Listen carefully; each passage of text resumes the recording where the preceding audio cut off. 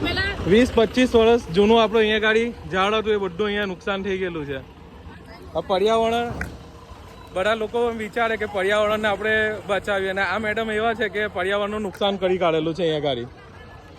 એટલું બધું નુકસાન કરેલું છે ખાલી એક લગ્ન માટે, ખાલી છોકરાના લગ્ન માટે ખાલી છે ને અહીંયા ગાડી આ બધું ઘરનું આંગણો તોડી કાઢેલો છે આમનો.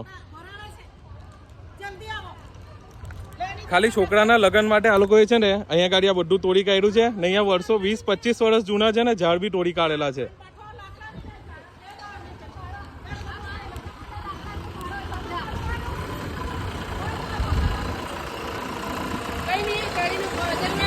આ બધા લાકડા કાઢો.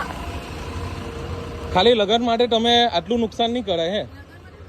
ખાલી લગ્નમાં કોઈને નહીં વાપરવો, કઈ નહીં.